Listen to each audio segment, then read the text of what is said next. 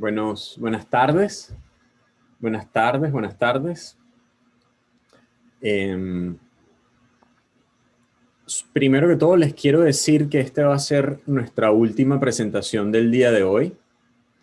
Esto significa que todavía tienen chance para recaudar y acumular puntos.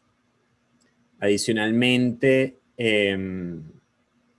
les quiero dejar saber que la plataforma va a estar abierta por un tiempo más con toda esta información, donde también nos van a poder contactar, los booths van a estar disponibles. Adicionalmente, vamos a estar enviando links de todas las presentaciones. Y hoy les vamos a hablar de un nuevo proyecto, un posible nuevo proyecto de una empresa con sede en Brooklyn, Nueva York, se llama Cite. Y Cite, el propósito de Cite es proveer ayuda a los investigadores a descubrir y evaluar mejor los artículos científicos a través de su tecnología Smart Citations. Citas que demuestran el contexto de la cita y describen si el artículo proporciona evidencia de apoyo o es contrastante. Lo interesante es que Cite es utilizado por investigadores en decenas de países y es un proyecto financiado por el National Science Foundation y el Instituto Nacional de Abuso de Drogas del Instituto Nacional de Salud de los Estados Unidos. Hoy con nosotros está Josh Nicholson, que es el fundador, es el gerente general de Cite. Él nos va a dar una breve presentación de Cite como concepto y después va a entrar directamente a la plataforma. Josh, thank you very much for being with us. I've made a quick introduction in Spanish, so the floor is yours. Go right ahead. Gracias. Puedo hablar poquito español, pero no mucho. Entonces voy a hablar en inglés. So thanks everyone for joining. I know you guys have listened to a lot of different talks, primarily those from publishers. And so I think this fits in nicely with that because what we do, as mentioned, is help really anyone that's looking at research publications better understand them. And so better understand how scientific publications talk to one another. And so our email is here. If you have any questions or feedback, please feel free to email us at hi@cite.ai, or you can email me directly at josh@cite.ai. And there's our Twitter as well. And so before talking more about what Cite does and walking you through a demo, I just kind of wanted to step back and remind us all that scientific publications are not just metrics or impact factors or reads or views or things that we may have to buy. They're really amazing. I think behind them is some of the world's most important information that ranges from the development of the internet, life-saving vaccines, and it's amazing because I gave this slide before we had a COVID vaccine. Telescopes, the powerful ability of technology to have conferences like this virtually around the world, policy, how we live our lives, how we raise our children. All of these things have been informed and made possible really through scientific research. And so I think it's easy to kind of get lost in this is just a publication, but really it's something that is going to stand the test of time through permanent archival. It's something that's connected across time and space. And I think we often don't appreciate that. I know sometimes I forget and think, behind the day-to-day of publishing, what is that? At the same time, though, scientific publishing is imperfect. So there's a lot of it. There's increasingly more publications coming out. They're coming out from news sources like preprint servers. They're coming out roughly at 2 papers per minute. I actually have seen numbers where this is now quoted at 4 papers per minute. Which makes it increasingly difficult to understand and keep up with the literature, and then to see when it changes. And so a scientific publication, once it comes out, is not a static object. It will receive citations, and some of those citations may change the interpretation of that paper. And so it's dynamic. It's ever increasing in terms of the amount of content, and that's hard to grasp. In addition to this, science has been demonstrated to have some challenges around reproducibility. And so about 5 years ago, research out of different nonprofit initiatives, as well as large pharmaceutical companies, sought to test how reproducible are scientific publications. And this New York Times quote is really in response to one finding that came out of Amgen when they looked at major cancer studies in-house. So Amgen is a large pharmaceutical company based in LA or in Southern California. They looked at 53 of the world's top cancer studies, tried to validate them in-house, spending a lot of money and time and energy doing so, and found that roughly 90% of the time they couldn't. And so this is a challenge. How do we know what is to trust? How do we know what to rely upon? And how can we even just keep up and understand while there's so much going on? And so we built Cite to make research more reliable, to make it easier to understand, really to open up citations so that they're more than just a number, and so that you can see how something has been cited, as opposed to how many times something has been cited. And so we call these smart citations, and effectively what we're trying to do is bring in the next generation of citations. And so citations, which we are all quite familiar with, probably on this call, arguably have not changed much in many decades. They're a link between two papers, but what that link says is difficult to tell or interpret without actually opening all these different papers. And there can be many different reasons you make a citation. Maybe you're saying this is the best paper ever. Maybe this is the worst paper ever. Maybe you found a 10% difference with this paper. And so there's a lot of nuance that we miss when we're treating citations, how we treat them. And so the way that I like to show Cite is to show the world as it exists without Cite, and then to show it through the lens of Cite. And so this is my PhD work. So I finished a PhD about 5 years ago in cell biology. I did my PhD at Virginia Tech. We collaborated with the hospital in Portugal, as well as a lab at the NIH. My work was published in eLife and has been cited 49 times and then viewed just over 10,000 times. And why I point these out is because this is what we all generally look at when we look at a scientific publication. Where was it published? Who are the authors? What are their affiliations? And then some metrics, the number of citations, the number of views, the number of downloads, and then increasingly alt metrics as well. And I would say that this metric, citations, is not being used to its full extent. So in most cases, people are not clicking on that number and seeing what those 49 different papers or reviews say about the article of interest. If you do so, you may come to something that looks like this, which is Scopus or Web of Science. And what you'll see here is the number of documents cited, and then a simple list. If you have access to this, and these can be quite costly, you can then maybe open up some of them and read what is this article saying about my article of interest, and does that change the interpretation of this? And so that is a huge amount of work. And I would say that most people are not doing that. They're really just looking at citations and saying high is good, low is bad. That misses a lot. And so at Cite, we want to change that and really open up this information into something that can be digestible and easily understood. And so we've developed this browser extension for Chrome, Firefox, Safari, or Microsoft Edge. And I think this is an easy way to get a feeling for how Cite can help you or your researchers in a day-to-day environment. And so it's free to download. And once you download that, this information will appear virtually anywhere you're reading a scientific article online. And it will show you some information that we have at Cite. And so here it is on eLife.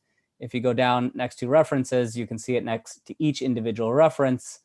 You can see it on Cielo. If you open up PubMed, you can see it next to each individual search result. It's even available on Web of Science and Scopus. And so really anywhere a scientific article is linked, our information will be there. And our information is not intended to just be glanced at and say, okay, it has 2 green check marks and 61 of these other icons. It's intended to be clicked and engaged with. And so if you click that, it brings you over to Cite. And what you can see on our website, and you can also just navigate directly to our site to search for articles themselves, so you don't have to use the extension. But what you see when you come over to Cite is basically the same metadata up top So the title, the authors, the abstract, a DOI, and then a link back to the full text, as well as a link to the journal if you're interested. And then if you scroll down, and this is really kind of the key value offering that Cite brings, is that we don't just show a list of titles. What we show are the citation contexts. And so this excerpt of text comes from this citing article that was published 3 years after mine. And this excerpt of text appears in the results section of that article. And so if you read it, it will say, in agreement with previous work, Nicholson et al., the trisoma clone showed similar aberrations, albeit to a lesser extent, supplemental figure S2b. And so this citation is supporting my work, indicating that they have similar evidence. And to me, we all looked at my paper, glanced at it, and now within a minute or so, we're really able to tell that, okay, here's a paper in a different journal, independent authors that have presented supporting evidence. And to me, that's quite powerful. And that information has always been there. It's just that we're surfacing it up in an easy way to understand. One thing that we do in addition to showing the citation context is that we show citation types. And so this is classified as a supporting citation by a deep learning model, so by artificial intelligence. The way that we have developed this system was as experts, so MDs or PhDs on our team from a variety of different disciplines, such as psychology, biomedicine, and things like this, read roughly 50,000 of these citation statements and classified them manually. So we would read these and say, okay, these authors are indicating that they are providing supporting evidence, or that they're providing contrasting evidence, or that they're just mentioning it. This information, where there's been at least 2 experts having to agree upon each individual citation snippet, is our training data, which has gone to train this deep learning model so that it can do it at scale. Because classifying 50,000 citation statements, really took us almost 2 years and was quite challenging. And so this information has fed a machine so that we can do this at scale across different disciplines. So you can virtually look at how any publication across any discipline and quickly see how has it been cited and has it been supported or contrasted. More recently, even just as of 2 days ago, we added citations where we don't have the citation context. And so these are what traditional citations look like. And in these cases, we don't have access, or we haven't yet processed the full text articles that these citing articles have. And so that brings me to the point is more generally, how do we do this? And so as I mentioned, we need access from publishers and open access sources to process the full text article of the document. So we need to go through the document and process it. This also requires a lot of machine learning. And so here is a visual representation of what that looks like. You can see that there's 11 machine learning models, each of those models taking into account 20 to 30 different features each, used to identify the in-text citation, match that to the reference, and then match that reference against a database of metadata, in our case, Crossref. And so that's challenging because publications, as you know, come in a variety of different styles, formats, and so do references and citations. They're not always superscript or subscript or parentheticals. Sometimes there'll be a mixture of those. Sometimes the PDFs will be single column, double column, and in most cases, they will be PDF. And so we do process full text XML documents, but in most cases, we're still working with PDFs, especially if you go back before the year 2000. And so this is a lot of machine learning that goes into parsing up and analyzing full text scientific articles to extract out that citation statement. And then, as I mentioned, we have one deep learning model that classifies the citation statements as supporting, contrasting, or mentioning. And it's important to emphasize here that we mean supporting with evidence or contrasting with evidence. It's not enough to be angry or mean or happy about a paper. We're really looking for, does this work support this work? And is there evidence or analysis behind that beyond just you're saying you support this? And so to date, we have processed over 24 million full text articles. Actually, this number is out of date. We've processed over 24 million full text articles. We've extracted 849 million citation statements from these articles. We have signed nearly a dozen different indexing agreements with these publishers, Rockefeller University Press, BMJ, Wiley being our largest, TEMA, SAGE being a great representation in social sciences, and a lot of these that you've probably heard from quite recently. And so while we have published or signed indexing agreements with a lot of publishers, we don't have all of them. And so we're missing some. And that's what we've done just this week, actually, to supplement these with citations without citation statements. And so this data comes from Open Citations, which now includes Elsevier citations, and comes from Crossref. And so that's been a really big help because it gives us a more comprehensive record.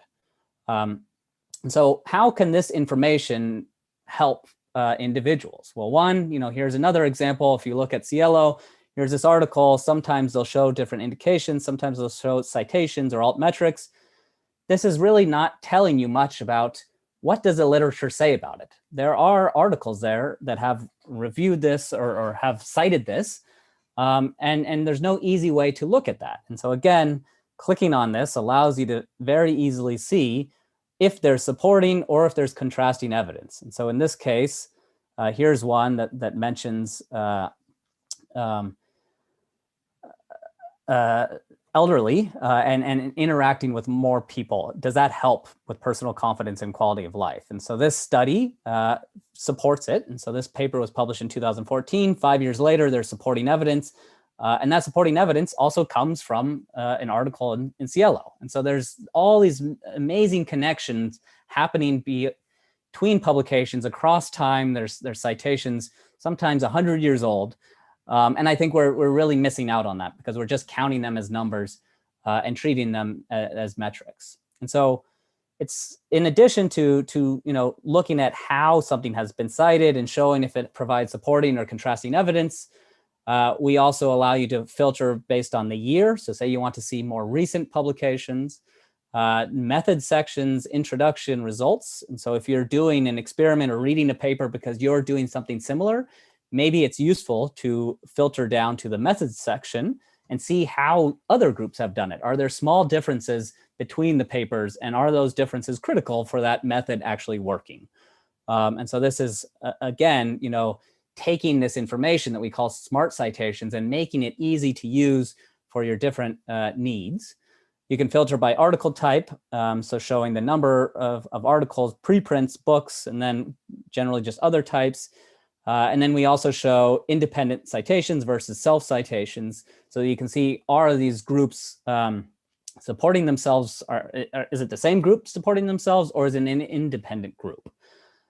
We have the ability to visualize reports.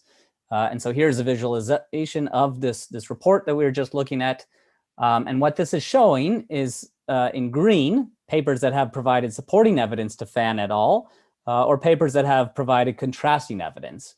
And the size of the node relates to how many citations those papers have received. And it's not just something that you look at and say, ooh, this is pretty. It's really quite useful because you can click on these edges and see what does this paper say about this paper. So these results also fit in well with other recent imaging studies. This is just limited to supporting and contrasting studies. But what you can do is start to expand these if you wanted to look at multiple papers. And you can also choose to show mentioning sites, which if I do that, it will quickly become not that usable. And so this is a way to have a visual representation of what we show on the site report so that you can start to see a field of research or a group of articles better. One thing that I think is also quite powerful is that these are not the only reasons someone will cite an article. And so we provide this ability to search these citation contexts, which I think is extremely valuable because maybe you're interested in something that is something that we will never kind of automate for everyone because it's not general enough, but it's something specific that you care about. And so you can search things here and find within the snippet which snippets mention contrast, which may mention a certain term like face. You can search here. And that really helps you kind of get through these conversations, because as easy it is to quickly scan different publications, even when it gets to be hundreds or thousands, that can be a lot. And so I think this ability to search these things becomes quite powerful. And so as we all know, citations don't just apply to individual publications. They also apply to journals, to individuals, even to institutions and funders. And so we have journal dashboards that allow anyone to look at our information at the level of individual journals. And so you can browse by publishers, and you can also browse by journals. And what we show in this table is basically the high-level information that there is. So the citations, how they're broken down, total citations, and then something we call a cite index, which I'll explain in a second. And what you can do is click on these. So once you open up this dashboard, it'll show you basically this high-level aggregate information that we have on the journal.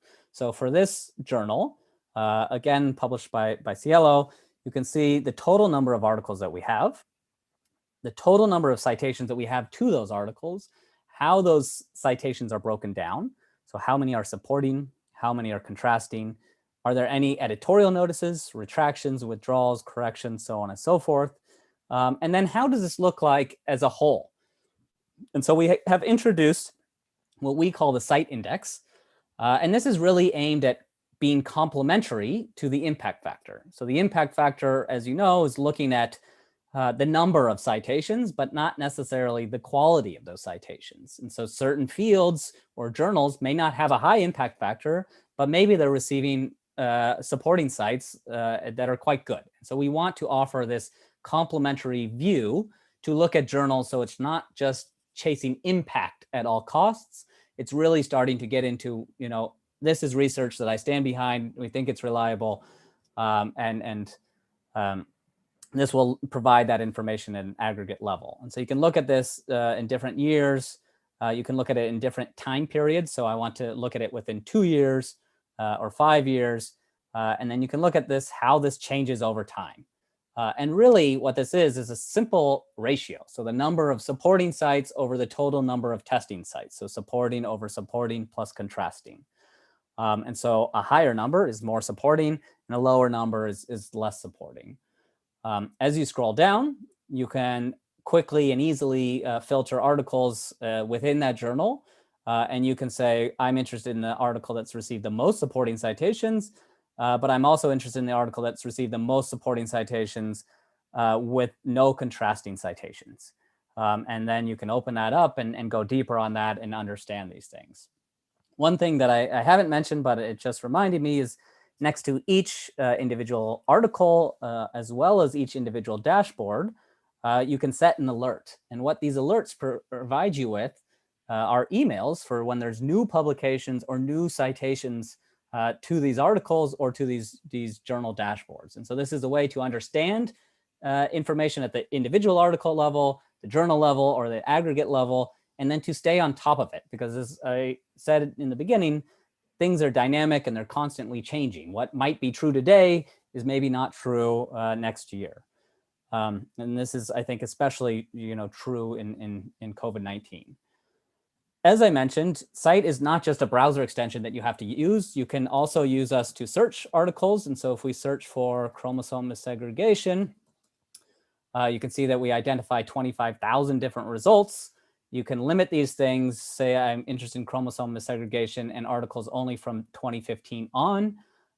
You can select if you want to look at the retracted articles in this space, if you wanted to look just at preprints or articles. And then you can even really control the filters that you look at for citations. So I just want to see articles that have supporting citations. You can do this and then limit it here. And this will bring it down to 1,500. But you can expand it here as well. And this information allows you to look at not just an individual article or a journal, but what we can do now is look at any topic or any field of research or any key terms that we're interested in, and look at that here by saying, okay, I want to see the one that's the most cited, okay, there it is. It has a lot of supporting citations and a lot of mentioning citations. You can quickly filter and identify the most contrasted paper. And you can also save these results. So I'm going to actually make this a bit smaller. So we bring this down to 291 publications. And what you can do is save these search results. So it's saved this term and these other filters that I've applied. And it'll allow you to receive email alerts for new citations to these articles or new publications. And so this is great if you are studying a particular topic like chromosome segregation or aneuploidy or cancer, and you really want to stay on top of the field and better understand it. And so if you save that, it will create this save search. And then you can go over and see this on your hub, which will have not just your save search, but some other tools that I'll also show you. And what you can do from this is not just create these save searches and turn on the alerts or turn off them. You can create a dashboard based on this. And so this dashboard will give you this aggregate information that we just saw at the journal at these individual or at these specific topic level. So here's, again, 291 articles. Here's how they've been cited, the number of corrections, and then you can quickly look within this field, within that time space, which is the most supported article. We also allow groups to upload a list from other sources. So say you want to use PubMed and export a list, you can do that by exporting that list and simply copying and pasting the list of DOIs here, so digital object identifiers. You can do that from other tools like Dimensions. And this is useful for groups that have data that we may not have or that may be hard to get with our search or other public areas. And so some use cases of this are universities tracking publications within their institution so that they can see, how has work that's come from my university, how has it been cited according to Cite? What is the most supported paper? What is the most contrasted paper? What do these things tell me about this? Additionally, as an individual, you can also import your reference library from Zotero or Mendeley, and this will help you, I think, better understand the content that you're using to cite while you're writing. And we've also developed a Zotero plugin that's free and embeds our information directly within Zotero. And I think that is a powerful way to look at something before you cite it. So to cite with an S before you cite with a C. And so this is, up until this point, primarily been helping you look at individual articles, topics, keywords, journals, so you can better understand it. What about if you're writing an article right now? Well, obviously writing and reading are very interlinked, and so this will help. But we've also developed this tool called the reference check, which will help you look at your reference section in an unpublished or a published document before publication. And so to demonstrate this, what I want to do is to show you this article that was published in Frontiers in Psychology. This article was published last year, and so the 24th of November in 2020. It has been viewed roughly 1,300 times. It doesn't have any citations according to our database. And so what we can do with this, and why I demonstrate this, this article or choose this article will become clear, is that we can download the PDF. And then if we come back over to Cite, we can upload any PDF. And again, this doesn't have to be a published document. This could be a private document you're working on. You can upload this PDF and run a reference check. And so what we're doing here is what we do millions of times with published articles. We're automatically identifying the in-text citation, matching that to the reference, and then matching that against our data. So this will allow you to look at the references in your manuscript to say, have any of these references been contrasted by others? Does that change how I would reference them? Or more, kind of alarmingly, have any of them been retracted even? And so in this reference check, we identified 38 references from that. And so there's a limitation. These references need to have a DOI in existence, so not any article will work. And then we need to be able to identify it. And so certain references we might miss, but we do a good job of capturing most, especially in well-formatted articles. And so we identified 38 references from that PDF that we uploaded. Those 38 references have a total of 20,289 citations. And so there's 20,289 citation statements that have referred to those references in this document. We were able to identify all this top level information, and we show that. But again, once you scroll down, this is really where you see the value. And so here is a reference that comes from that PDF. And you can see that reference has 4 supporting citation statements, 3 contrasting citation statements, and then one of these red X's. So it's been retracted. And so this is problematic because this paper, as I mentioned, was published in 2020 of last year, and it's citing a paper that was retracted 7 years prior. If you want to see, maybe they're acknowledging that retraction, maybe they know about this retraction, you can expand next to each individual reference and see how was that reference used in text. So how was it cited?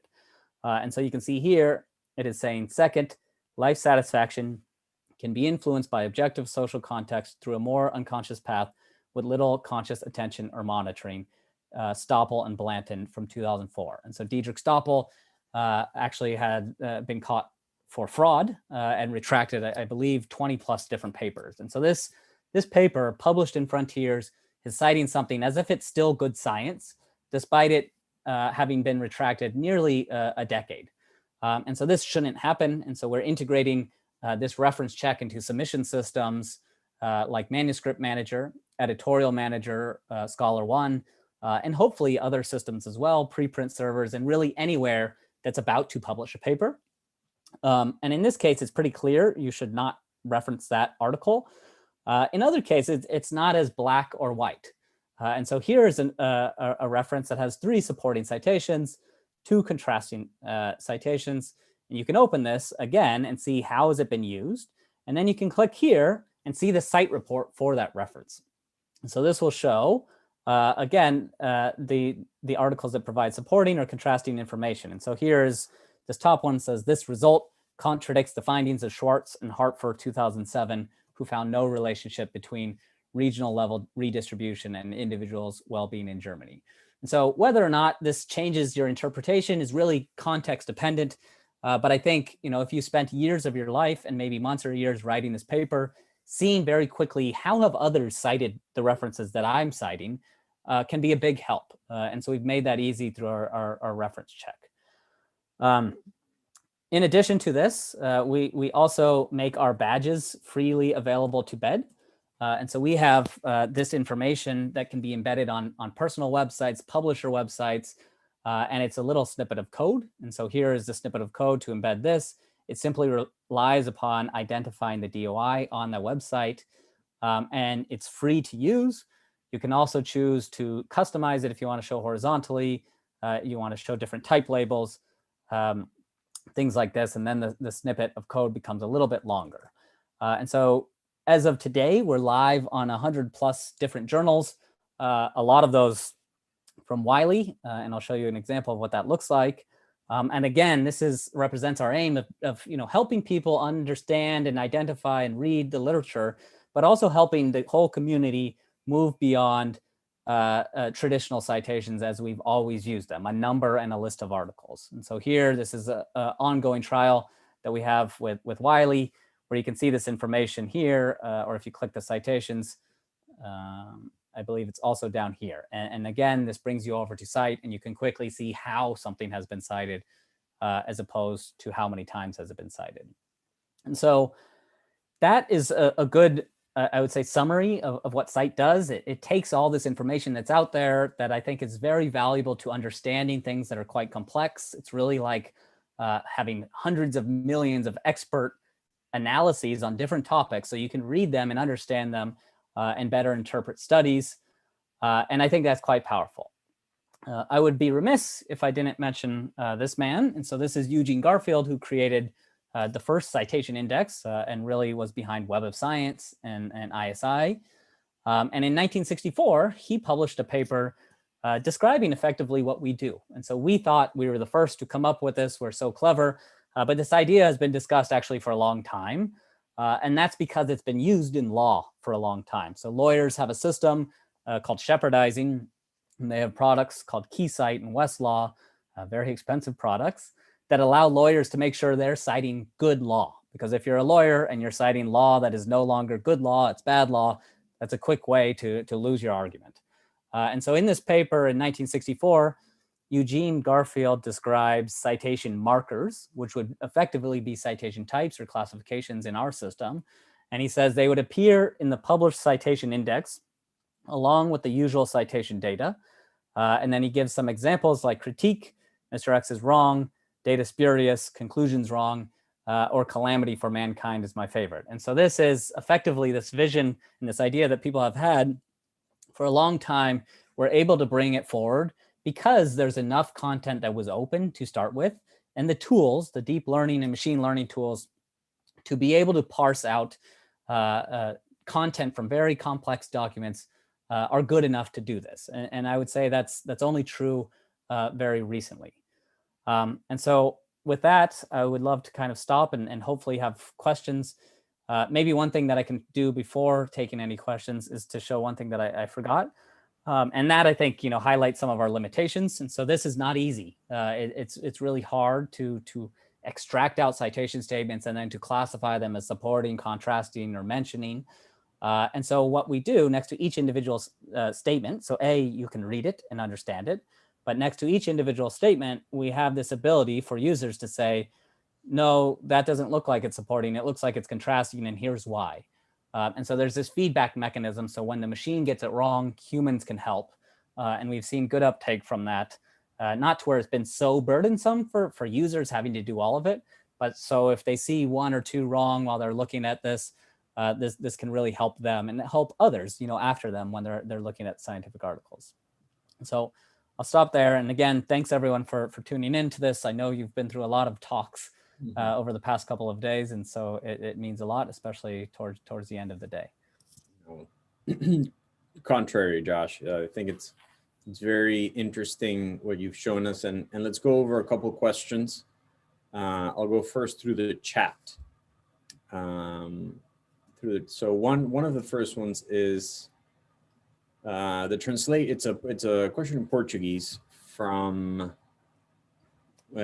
Marcia Valeria Brito, and she says, if the analysis of the citation performed is only through direct citation, or can the author use their own wording?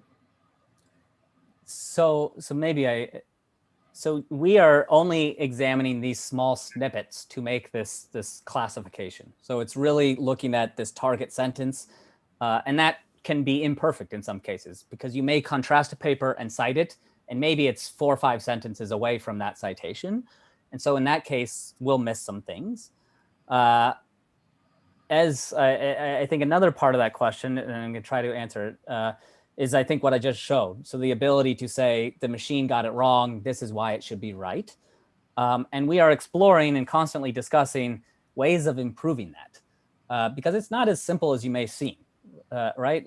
An author that's received a supporting citation or a contrasting citation may want to change that for various reasons. Some of those may be honest reasons, maybe some of those dishonest reasons. And I think what we are very, concerned with is making sure that this process is transparent and so that others can understand why it's supporting or contrasting.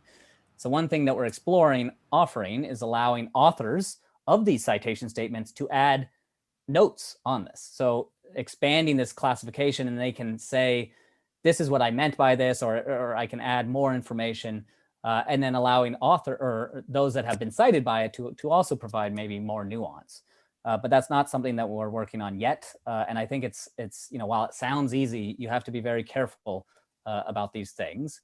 And so we haven't started on that yet. Great, thank you. We have another question from Cristian Alejandro Chisawa Pereira. And his question is, what's the value added or the differential or the value added or the differentiator of cite in comparison to Web of Science or Scopus? This is a golden question. Yeah, so I think Web of Science and Scopus, they're the gold standards. They've been around for decades. They are the traditional citation index. I think they're used primarily for bibliometric purposes and analyses done quarterly. Cite offers the same data that they have effectively and more. So we're not just showing these two titles are citing each other, we're showing how they cite each other. And then we're providing various filters so that you can look at that. And I think that data opens up new use cases that Web of Science or Scopus don't offer. And so undergraduate students, which probably are not using Web of Science or Scopus, are benefiting from Cite a lot. So they don't know all these things about publications, the number of citations, which journals may be the best. And so this is a quick way for an undergraduate student, a graduate student, or even a tenured professor to look at any article and see what do the experts say about it. Because I'll remind you, these citation statements come from peer-reviewed articles. They're not just people's opinions. It's not people on Twitter saying this is the worst or the best study. And behind each of those papers is years of work, analyses, data. And so I think that the primary difference is that we're doing what they've done, and they've done it well, and we're trying to bring it into the next generation. And so the showing how something has been cited and making that information more useful on a day-to-day purpose for everyone, not just for the bibliometrics researchers and not just for metrics for journals. And so hopefully that answers it. There are clearly some similarities, but I think the biggest difference is showing the citation context and then showing these different citation types. Thank you. We have another question from Sandra Fanny Cáceres. If we have a subscription of Cite, do our users need to register within the platform to access and download articles? So what it looks like when you're not signed in, so let me show you an example of this. So if you're not signed in to Cite, this is what you'll see on a report. And sorry, it's going a bit slow. I think Zoom slows it down. You'll see a preview of what this looks like, and then you'll be asked to sign in. And then you'll have free access. Well, you'll have a free month of everything for free. And then you'll have enough free access to explore it if you're only checking very rarely. If you want to use it day to day, we then have different subscription levels for individuals. And those can vary by different geographies. Obviously, we're open and flexible around pricing there. We do require, if we have an institutional license with the university, we set up authentication with them so that they can sign in with their university email address and receive all the premium features on behalf of their university. And so similar to other tools using different single sign-on methods like Azure Directory or Easy Proxy. And so that we're doing now, and we're in pilots with various universities around the world. And so we're also open to free pilots testing this out because we think this is really valuable, and we do think users will benefit from it. We don't really help with downloading of the articles. And so everything that we have in terms of full text is just a DOI. So it goes back to the full text article.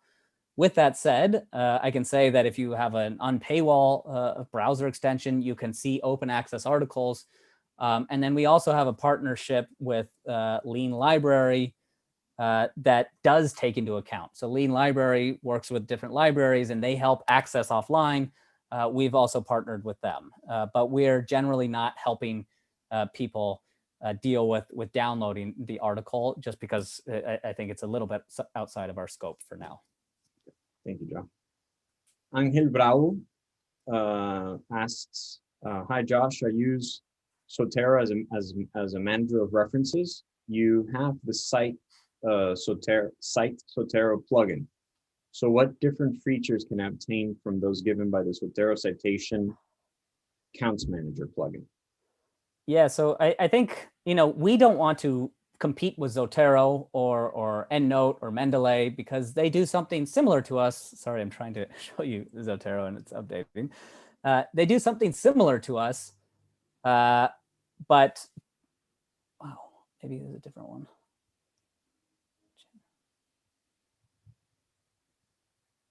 Okay, hold on one second.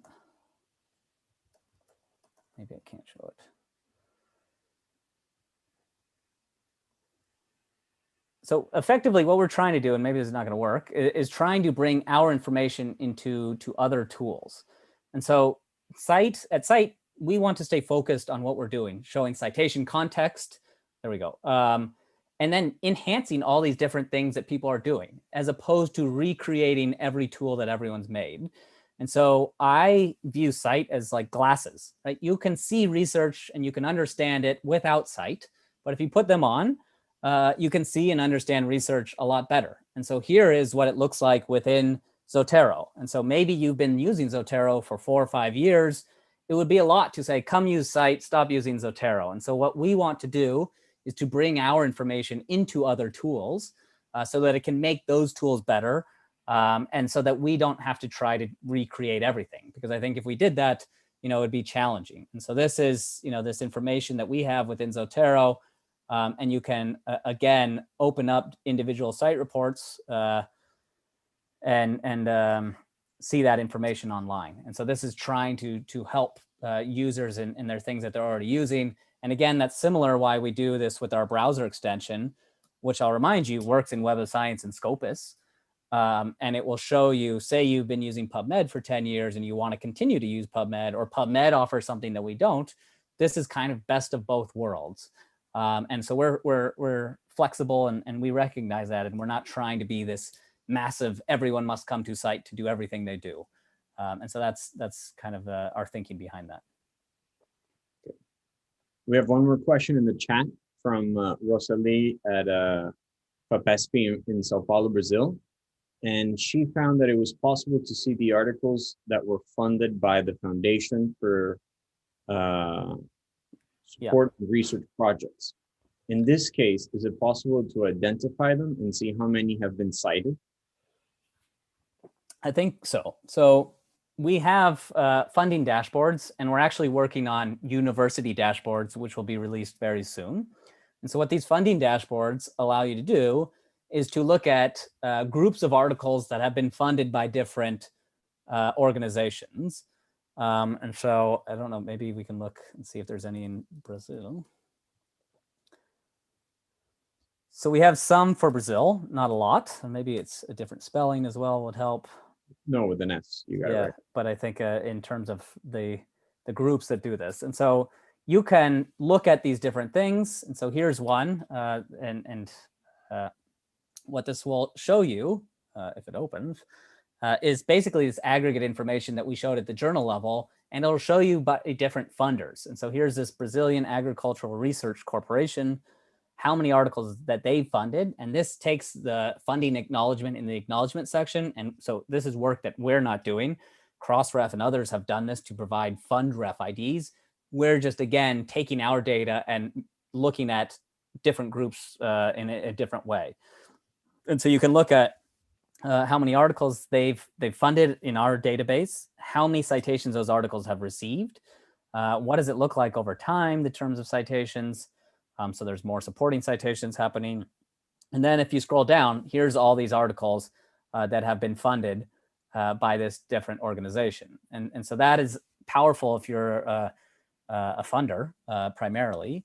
And as I mentioned, right now, this is not a good way to look at universities, but that's something that we're working on. I mean, literally this second, there's a developer that's been working on it and is coming quite soon. And so you'll be able to look at different universities across the world, and look at that information contained not just at a funder or a journal, but also at a university level. And I'll remind you, we're never going to have perfect coverage of these different things. So being able to upload a list from other sources really provides a lot of flexibility to users to look at these things that they may care about internally. We have a couple more questions in the Q&A. Great. Through the citations, can I see which